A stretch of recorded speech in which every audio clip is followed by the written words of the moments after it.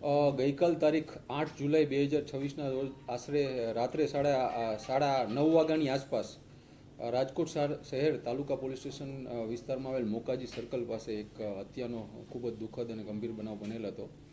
આ ઘટનાની વિગત જોઈએ તો આ ગુનાના આરોપીઓ પોતાના બુલેટમાં પૂરપાટ ઝડપે અને ઘોંઘાટ થાય તેવી રીતે જતા હતા. જે બાબતે તેમને મરણ જનાર કૃષ્ણસિંહ જાડેજા તથા એક સાહેબ રહેન્દ્રસિંહ જાડેજા સાથે એક સામાન્ય જેવી બોલાચાલી થઈ હતી.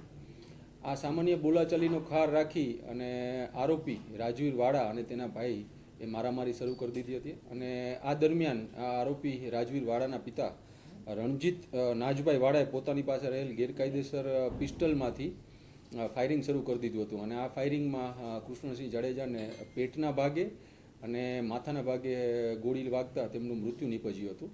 અને બીજા સાહેબ રહેન્દ્રસિંહ જાડેજાને માથાના ભાગે પિસ્ટલના કૂંદાથી ગંભીર ઈજાઓ પહોંચાડી અને આ આરોપીઓ ત્યાંથી નાસી ગયા હતા. આ બનાવ અંગે રાજકોટ તાલુકા પોલીસ સ્ટેશનમાં ભારતીય ન્યાય સંહિતાની કલમ 103(1), 118(2), 3(5), 352 આર્મ્સ એક્ટ અને જીપી એક્ટ હેઠળ ગુનો દાખલ કરવામાં આવેલો હતો. બનાવની ગંભીરતાને જોતા રાજકોટ શહેર police commissioner Shri Brijeshkumar Jha sir, અધિક પોલીસ કમિશનર શ્રી ચૈતન્ય માંડલિક સર તથા ડીસીપી ક્રાઇમ શ્રી જગદીશ બાંગરવા સરે આ આરોપીઓને તાત્કાલિક પકડવાની સૂચના કરેલ હોય, જેના અનુસંધાને રાજકોટ શહેર crime branch PI AS Chavda, PI Jadav તથા પીઆઈ ડામોરની ટીમો આ આરોપીઓને પકડવા માટે સતત પ્રયત્નશીલ હતી. આ દરમિયાન ટેકનિકલ સર્વેલન્સ, હ્યુમન ઇન્ટેલિજન્સ તથા સીસીટીવી ફૂટેજોની મદદથી રાજકોટ શહેર ક્રાઇમ બ્રાન્ચની ટીમોને આ આરોપીઓને પકડવામાં સફળતા મળેલ છે.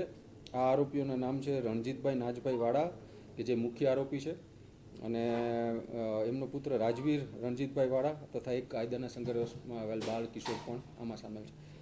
આ તમામ આરોપીઓને રાજકોટ ભાવનગર હાઈવે પર સરદાર નજીકથી પકડી પાડવામાં આવેલ હતા. અને આમાં મુખ્ય આરોપી રણજીત વાડા ગુનાહિત માનસિકતા ધરાવે છે. તેના વિરુદ્ધ રાજકોટ શહેર તેમજ બાબરા પોલીસ સ્ટેશનમાં પ્રોહિબિશનના ગુનાઓ દાખલ છે. હત્યાનું આ બસ સામાન્ય બોલાચાલીનું જ એક કારણ હજી સુધી અમારી તપાસમાં સામે આવ્યું છે. અને અરાઉન્ડ 4 થી 5 રાઉન્ડ ફાયર કરવામાં આવેલા હતા. આ ગેરકાયદેસર જ હથિયાર હતું અને એને લઈને પણ તપાસ હાથ ધરવામાં આવશે. સર, જે મૃતક છે તેને સંતાન? એમને એક બાળક છે. એ હાલ આ તપાસ માનનીય police commissioner Shri Brijeshkumar Jha sir દ્વારા ક્રાઇમ બ્રાન્ચને સોંપવામાં આવેલ છે. અને ક્રાઇમ બ્રાન્ચના પીઆઈ એમએન ડામોર આ તપાસ ચલાવી રહેલ છે. તેમાં આ તમામ હથિયાર ક્યાંથી આવ્યું હતું એ તમામ બાબતની તપાસ તજવીજ કરવામાં આવશે.